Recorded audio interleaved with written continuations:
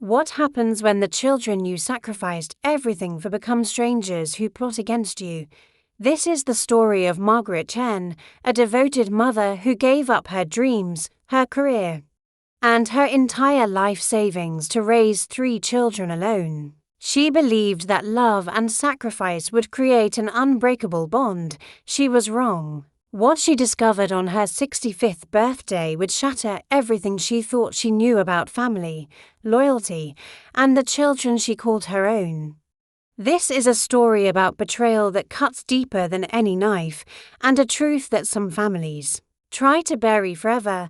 Margaret Chen stood at the factory floor at 4:30 a.m., just like she had done for the past 27 years. Her hands, rough and calloused from decades of textile work, moved with mechanical precision across the sewing machine.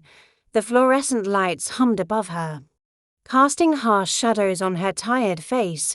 At 58 years old, she still had 7 more years until retirement, 7 more years of double shifts to ensure her children's futures remained secure. The factory was her second home, though it felt more like a prison of her own making. She had started working here when her husband David died suddenly of a heart attack, leaving her alone with 3 children under the age of 10. Robert was 9, Linda was 7, and little Thomas was only 5. The insurance money had barely covered the funeral costs, and Margaret found herself facing an impossible choice: watch her children suffer or sacrifice everything to give them a better life. She chose sacrifice without hesitation. Margaret had been a promising architect before marriage, her designs winning awards at the university. She had dreams of creating buildings that would touch the sky, structures that would stand for generations. But when David died, those blueprints were filed away in a dusty box, replaced by production quotas and overtime sheets. The textile factory didn't care about her dreams, it only cared about productivity. Every morning, she woke at 3:45 a.m. to prepare breakfast and lunch boxes for her children. She worked the morning shift at the factory from 5 o'clock a.m. to 1 p.m., then rushed home to ensure the children ate properly and completed their homework. At 5 p.m., she returned to the factory for the evening shift, working until midnight. She survived on 4 hours of sleep, sustained only by the thought of her children's success. Robert, her eldest, was brilliant with numbers. Margaret spent her entire savings on his private tutoring sessions, ensuring he could attend the best university. She sold her late husband's vintage watch collection, the only valuable items they owned, to pay for his engineering degree. When Robert graduated top of his class and landed a position at a prestigious tech company in the city, Margaret cried tears of joy. Her sacrifice had been worth it. Linda, her daughter, had a gift for medicine. Margaret took on additional weekend shifts at a grocery store to afford Linda's pre-med courses. She wore the same 3 dresses for 5 years, patched and repatched, so Linda could have new textbooks each semester. When Linda was accepted into medical school, Margaret felt her heart might burst with pride. She worked through a severe case of pneumonia that winter, refusing to take sick leave because Linda's tuition payment was due. Thomas, her youngest, was creative and charismatic. He wanted to study business and marketing, dreams that required expensive internships and networking opportunities. Margaret refinanced the small house David had left them, taking on crushing debt to fund Thomas's education and his startup capital. For a marketing firm, she ignored the arthritis creeping into her fingers, the pain in her back that made each day harder than the last. By the time Margaret turned 60, all 3 of her children had established successful careers. Robert was a senior software engineer earning 6 figures. Linda had completed her residency and joined a private practice. Thomas's marketing firm was thriving, with multiple corporate clients.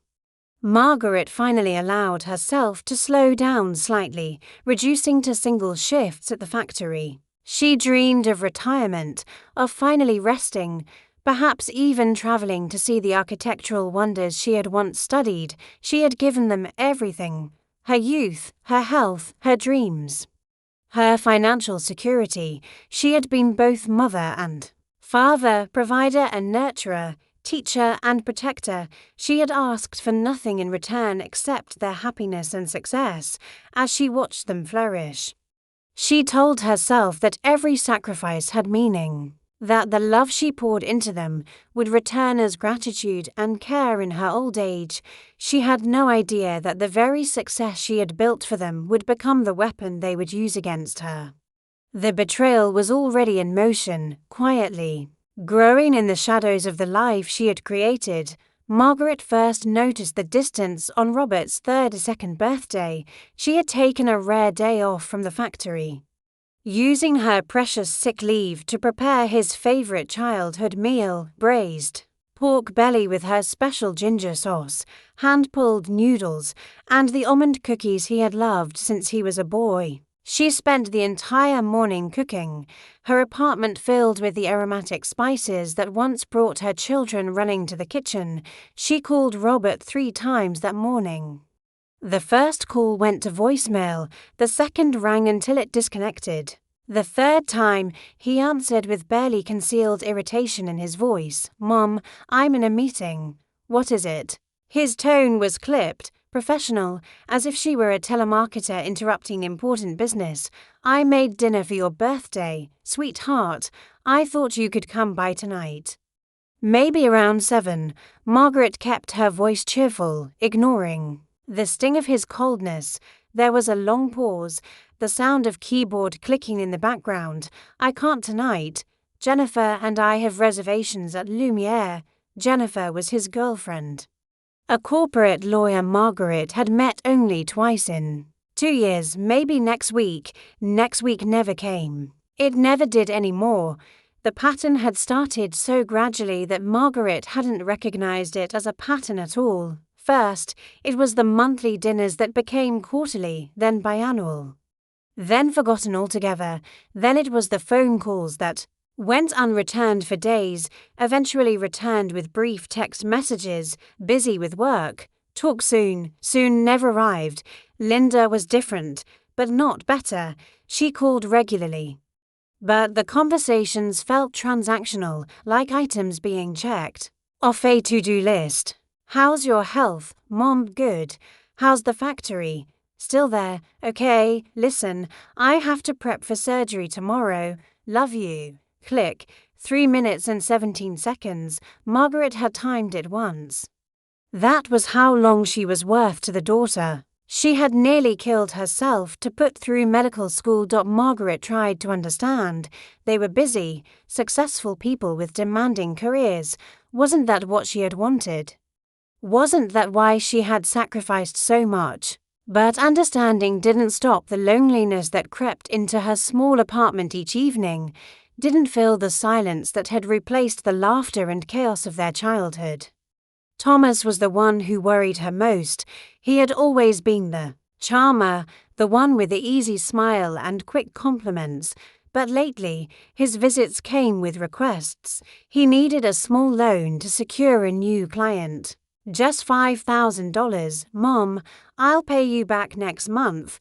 Next month came and went. Then it was $10,000 for office renovations. Then $15,000 for an investment opportunity that couldn't be missed. Margaret had refinanced her house to help them through college. She had less than $12,000 in her retirement savings. Money she had scraped together from overtime shifts and by eating instant noodles for dinner more nights than she could count. But when Thomas asked, she gave, because that's what mothers do. That's what her mother had done for her. The real crack appeared 3 months before her 65th birthday.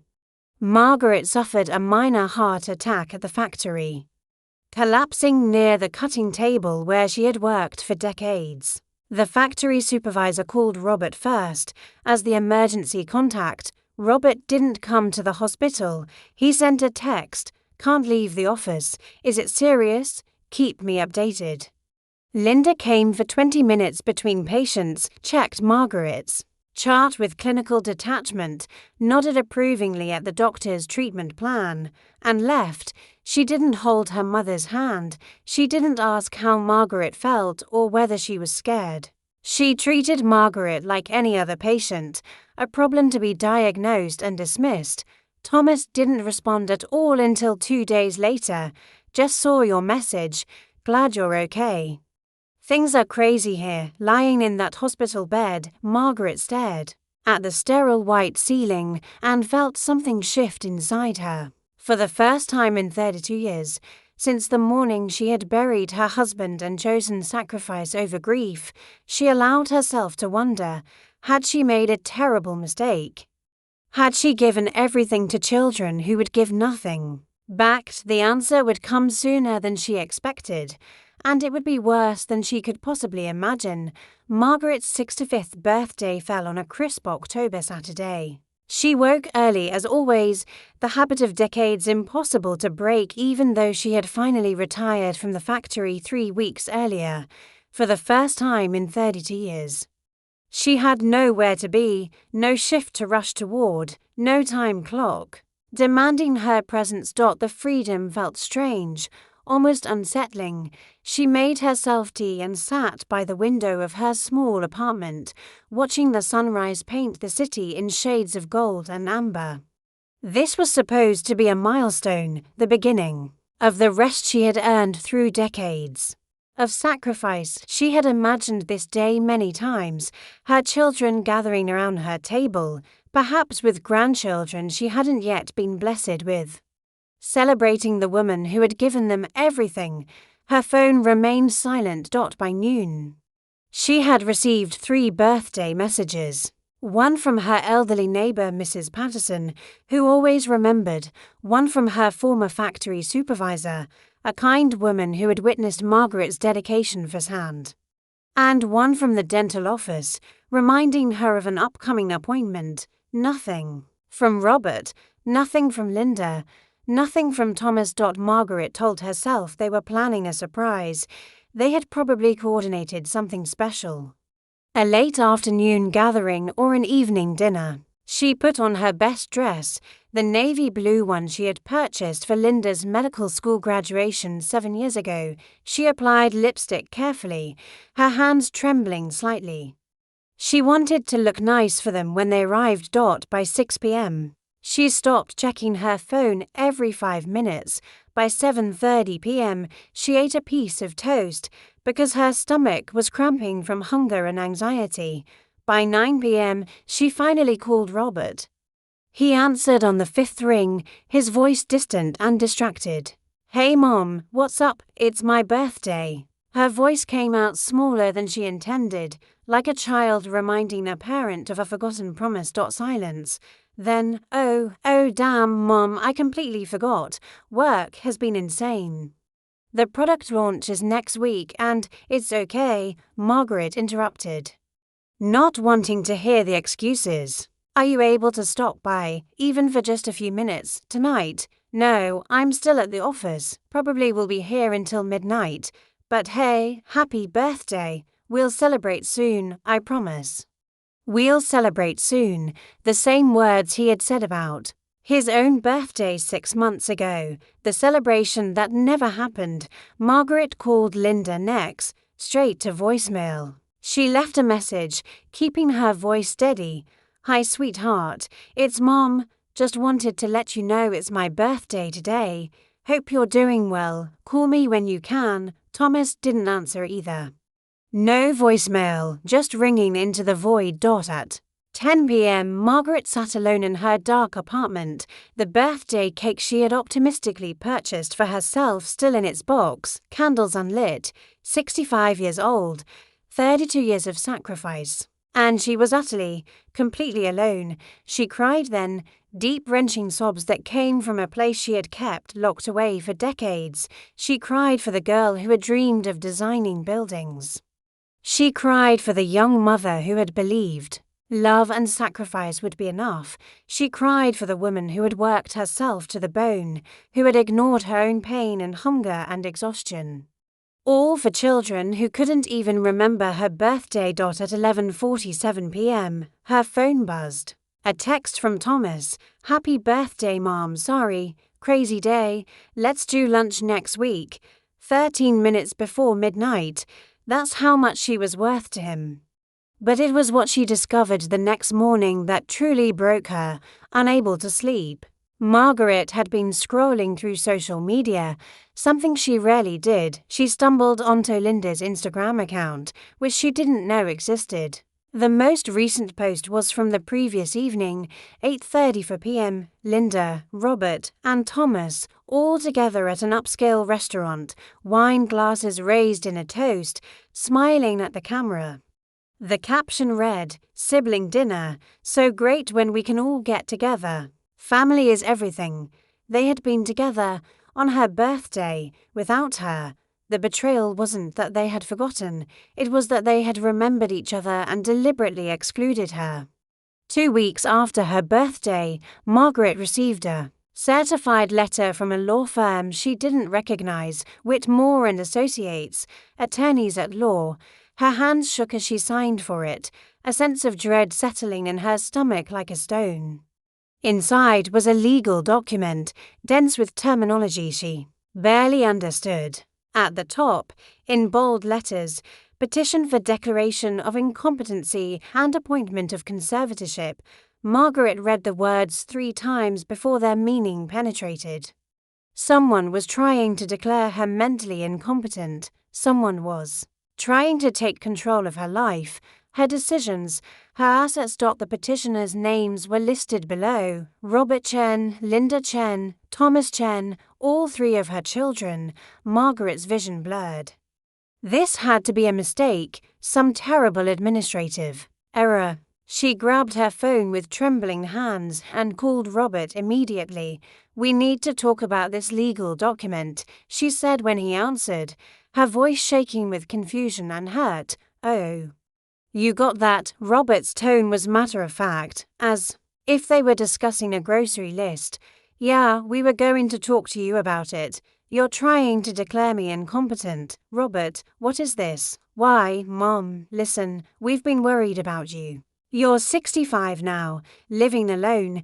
You had that heart attack, a minor heart attack that I've fully recovered from, and you're not making good decisions with money.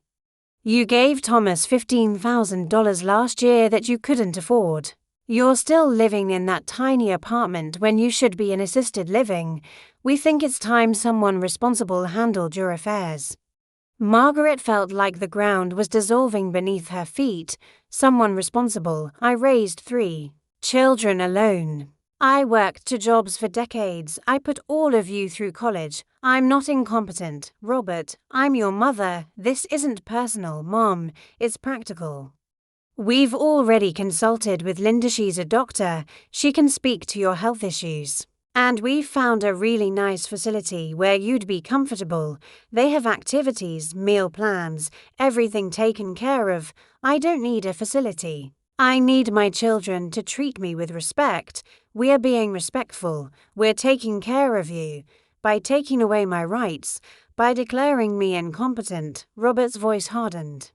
"We're trying to protect you, Mom, and honestly, we're trying to protect our inheritance. That house is the only asset you have left, and you've already refinanced it twice to give Thomas money for his failing business ventures. If you keep making poor decisions, there won't be anything left." The words hit Margaret like a physical blow. Inheritance. That's what this was about. Not her well-being, not love or concern, money. "The house," Margaret's voice was barely a whisper. "That's your father's house. That's my home. And it will be sold to pay for your care in the facility. The remaining equity will be managed by us, by me, specifically, since I have financial experience to ensure you're taken care of for the rest of your life." Margaret ended the call.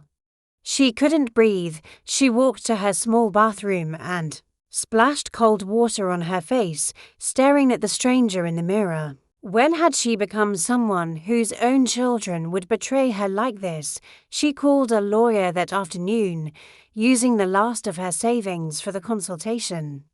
Attorney Rebecca Morris listened to Margaret's story with a grave expression. Mrs. Chen, I'll be honest with you. These cases are difficult to fight, especially when multiple family members are petitioning, and one of them is a medical doctor. They'll argue you're a vulnerable senior citizen who needs protection.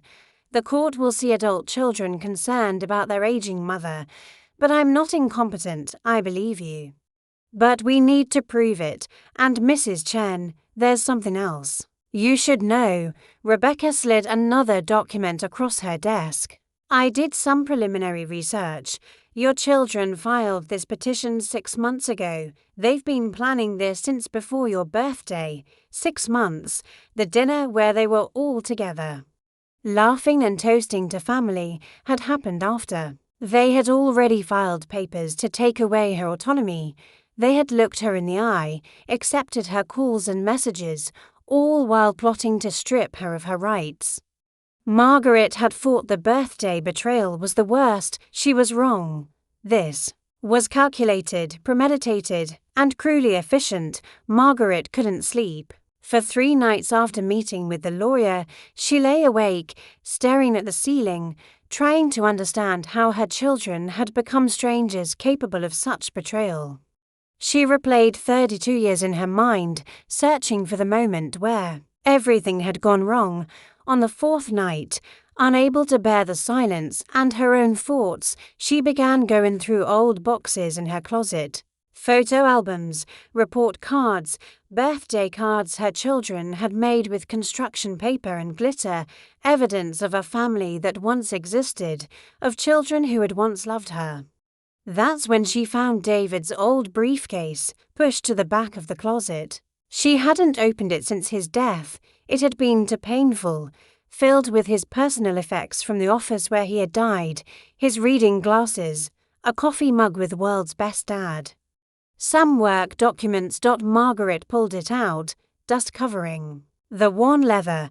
As she opened it, papers spilled onto her bedroom floor.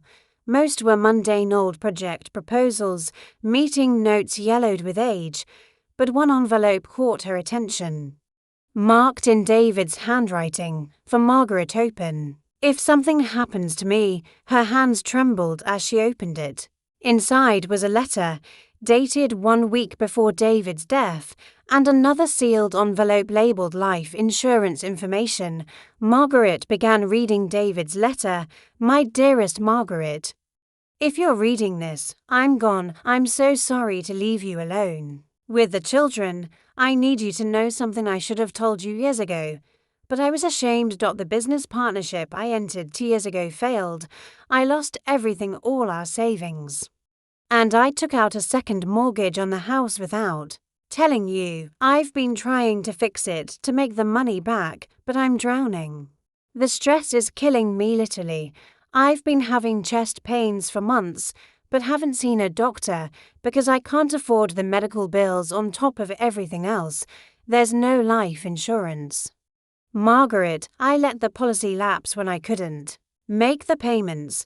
I've been lying to you for 2 years, telling you everything was fine when our family was on the verge of financial collapse. If something happens to me, you'll discover the truth. I'm so sorry for putting this burden on you. My brother James knows everything. Here's documents I entrusted to him. He'll help you navigate the mess I've created. I love you and the children more than life itself. I just wish I had been brave enough to tell you the truth while I could still hold your hand. Forever yours, David. Margaret's tears fell onto the paper, smudging the ink. James, David's older brother. She hadn't spoken to him in over 30 years.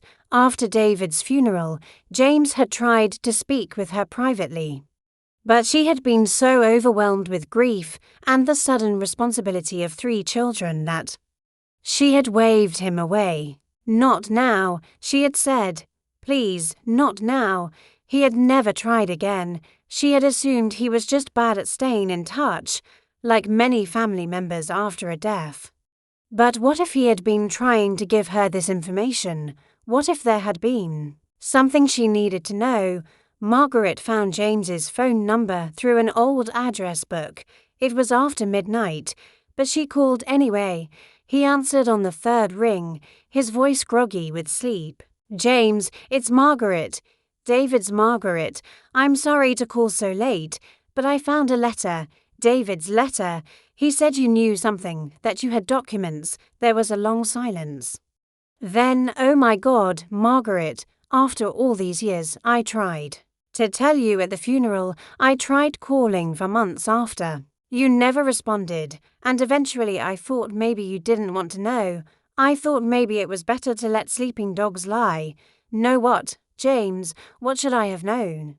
About the real life insurance policy, Margaret, the one David's company had on him that you never knew about, the one that paid out $750,000 after his death. Margaret's world stopped spinning. What are you talking about? There was no life insurance. I received nothing. That's not possible. I have the documents right here. I've kept them all these years, hoping you'd eventually want them. The policy was through his employer, a standard executive benefit. The payout went to the designated beneficiary. I was his wife. I was the beneficiary. No, Margaret." James's voice was heavy with regret. "You weren't. David had changed the beneficiary 6 months before he died, during the financial troubles. He changed it to his mother, your mother-in-law Eleanor, with instructions that she was to hold it in trust for the children's education. Eleanor, David's mother, who had died 12 years ago from cancer. Margaret had been with her at the end, had arranged the funeral, had cleaned out her apartment. James, Eleanor never said anything about insurance money. She never gave me anything for the children.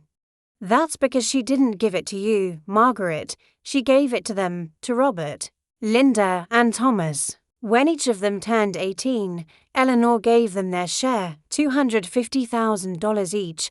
They've known for years. They've had that money all along." Margaret dropped the phone. The room spun around her. Every sacrifice, every double shift, every meal she skipped so they could eat, every debt she took on to pay for their education, it had all been unnecessary. They had money. They had always had money, and they had never told her. They had watched her destroy her health, drain her savings, refinance her home, all while sitting on a fortune that was meant to ease their burden. They had taken her sacrifices and said nothing. They had let her suffer when they could have helped. But worse than the deception was the realization that came next. If they had kept this secret for years, what else were they hiding? Margaret spent the next 2 weeks piecing together the full picture, and what she discovered was more horrifying than she could have imagined. With Rebecca Morris's help and James's documents, she began to see the carefully constructed web of deception her children had woven around her life. The first revelation came from Eleanor's estate documents. James had kept everything, including bank statements showing the transfers made to each grandchild. Robert received his $250,000 at 18, just before starting university. Linda received hers at 20, during her undergraduate years. Thomas got his at 19, supposedly for investment purposes. But here's what broke Margaret's heart. The dates on the bank transfers coincided with specific moments she remembered with painful clarity. Why, Robert had received his inheritance 2 months before Margaret sold David's vintage watch collection worth nearly $30,000 to help with Robert's college expenses. She had cried while handing those watches to the collector, knowing how much David had treasured them. Robert had watched her cry. He had hugged her and said, "Thanks, Mom. I know this is hard for you." He had said nothing about the $250,000 sitting in his bank account. Linda's transfer happened the same semester. Margaret had worked through pneumonia, refusing to take sick leave because Linda's tuition was due. Margaret remembered Linda visiting her that winter, bringing soup, looking concerned. "Mom, you need to rest," Linda had said, but she had never said, "Mom, I have money. You don't need to work yourself to death for me." Thomas's revelation was perhaps the cruelest. He had received his inheritance at 19. The same year, Margaret refinanced the house for the first time to give him startup capital for his business. She had taken on $80,000 in debt that she was still paying off. Thomas had accepted that money, had thanked her profusely, had called her the best mother in the world, all while sitting on his inheritance, but it got worse. Much worse. Rebecca had subpoenaed financial records for the conservatorship case, and what they revealed made Margaret physically ill. Thomas's struggling marketing business wasn't struggling at all, it was thriving, generating over $300,000 in annual profit. The loans he had requested from Margaret, totaling nearly $40,000 over the years, had never been investments in his business. The money had gone toward a vacation home in Cape Cod that he co-owned with Robert and Linda, a vacation home together that Margaret had unknowingly helped purchase, a vacation home she had never been invited to, never even knew existed. Robert's financial records showed something equally disturbing. For the past 5 years, he had been investing heavily in real estate, building a portfolio worth over $1.2 million. Yet when Margaret had asked if he could help with a $3,000 medical bill last year, he had claimed he was strapped for cash due to Jennifer's engagement ring purchase. Linda's records revealed she was a partner in her medical practice, earning nearly $400,000 annually. She drove a Mercedes, owned a condo in the city's most expensive neighborhood, and took international vacations 4 times a year. Yet when Margaret had mentioned wanting to visit a doctor for her worsening arthritis, Linda had suggested free community health clinics to save money, but the most damning evidence came from email records that Rebecca obtained through legal discovery. There was a group email chain between the 3 siblings, dating back over 2 years, titled The Mom Situation. Margaret read them with shaking hands. Thomas, 2 years ago, we need to talk about Mom and the house. It's going to be worth at least $400,000 when she dies, split 3 ways. But she keeps talking about possibly doing a reverse mortgage to live on. We can't let that happen, Robert agreed. We need to get control of her finances before she makes more bad decisions. The money she's wasted on your business loans alone would be our inheritance. Linda, I can document cognitive decline. She's becoming forgetful, making poor financial choices.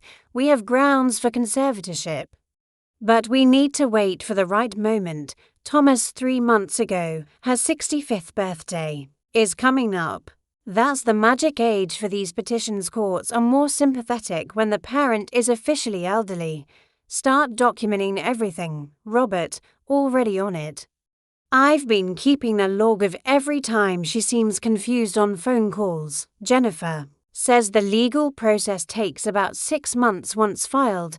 Linda, perfect. Once we have conservatorship, we can sell the house, put her in the cheapest safe facility we can find, and the rest gets distributed to us as caretaker compensation. It's all legal if structured correctly. Margaret read the entire chain, 2 years of cold, calculated planning, her children discussing her like she was a problem to be solved, an asset to be liquidated, an obstacle to their inheritance.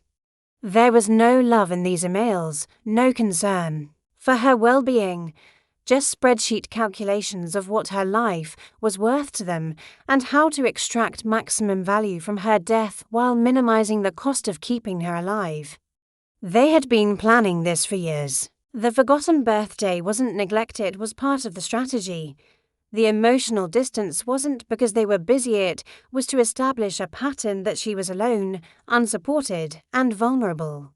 Every logged, confused phone call was ammunition for their legal case. Margaret had sacrificed 32 years of her life for these people, and they had responded by plotting to imprison her in a facility and steal her home while she was still alive. Rebecca looked at Margaret with sympathy and rage in equal measure.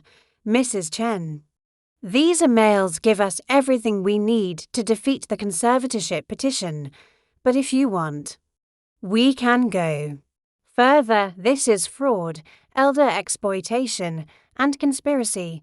These aren't just bad children, they're criminals. Margaret sat in silence for a long moment, staring at the emails.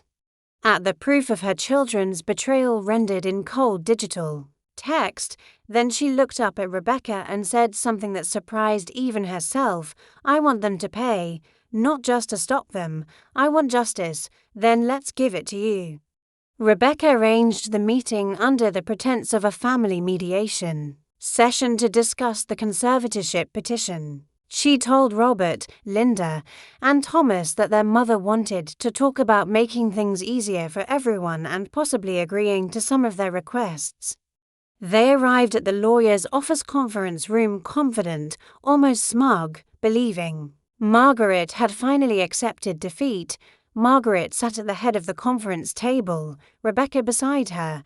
For the first time in weeks, she wasn't shaking, she wasn't afraid. She was done being the sacrificial mother. Today, she would be something else, a woman reclaiming her power. Robert arrived first, checking his expensive watch impatiently. Linda came next, her designer handbag placed carefully on the table. Thomas was last, his charming smile already in place, ready to cajole and manipulate as he always had. Hey Mum, Thomas started, his voice dripping with false warmth. It's good we're all finally talking about this. We really think sit down and be quiet, Margaret's voice cut through the room like a blade. All three of her children froze, shocked by the steel in her tone. She had never spoken to them like this before. Rebecca opened a thick folder and slid copies of documents across the table to each of them. Before we begin, let's review some facts. Mrs. Chen has recently become aware of information that changes the nature of this conservatorship petition. Robert glanced at the papers, and Margaret watched the color drain from his face. Linda's hand trembled as she read. Thomas's easy smile vanished. You knew. Margaret's voice was quiet but powerful. All of you, you've known since you were teenagers that there was life insurance money, $250,000 each, and you never said a word. Mom, let us explain, Linda started. I watched you pretend to struggle. I sold your father's watches for you, Robert. I worked through pneumonia for you, Linda. I refinanced my home for you, Thomas. And all of you had money. You watched me destroy myself and you said nothing. We were going to tell you, Robert said, his voice weak. Grandma Eleanor made us promise not to. Your grandmother died 12 years ago, Margaret's voice rose. You've had 12 years to tell me the truth. Instead, you took more. You took everything I had left to give, and then you decided to take even more. She slid another set of papers across the table. The email chain, the mom situation. You planned this for 2 years. You've been documenting my supposed cognitive decline. Strategizing about how to get my house while keeping me alive in the cheapest facility possible. Thomas's face flushed red. You weren't supposed to see those. Those were private discussions about defrauding your mother, Rebecca interjected coldly. About elder exploitation? About conspiracy to commit conservatorship abuse. Because that's what we're calling it, Mr. Chen. Linda tried a different approach, her doctor voice calm and rational. Mom, you're not understanding the context. We were concerned about your welfare. Those emails sound worse than they were meant. The rest gets distributed to us as caretaker compensation. Margaret quoted from memory. Which part of that was concern for my welfare, Linda? We deserve something for taking care of you. Robert suddenly exploded, slamming his hand on the table. Do you know how exhausting it's been, having to worry about you? Having to deal with your calls and your needs and my constant what, Robert, my constant love, my constant sacrifice, the 30 years I gave you while I had nothing. You chose that, Robert shouted. Nobody asked you. To be a martyr, nobody asked you to work yourself to death. You did that, and now you want us to feel guilty about building our own lives." The room went silent. Margaret stared at her eldest son, at the man she had loved more than her own dreams, and realized she was looking at a stranger, a cruel, entitled stranger who had taken everything and felt owed more. "You're right," Margaret said. Quietly, "I chose sacrifice, I chose love, I chose to believe that the children I raised would become good people. That was my mistake, not the sacrifice believing you deserved it." She stood up, gathering her dignity like armor. "Rebecca, proceed with everything we discussed." Rebecca nodded. "The conservatorship petition will be challenged and defeated. With this evidence, but more than that, we're filing a civil suit against all three of you for fraud, financial exploitation of an elderly person, and intentional infliction of emotional distress. We're also filing a report with the State Bar about your lawyer's involvement in what appears to be an illegal conservatorship scheme." "You can't sue us," Linda said, her voice panicked. "We're your children. You stopped being my children the moment you decided I was a financial obstacle instead of your mother. You're strangers who happen to share my DNA, and strangers who commit crimes go to court." Thomas tried one last manipulation. "Mom, please, you don't want to tear this family apart."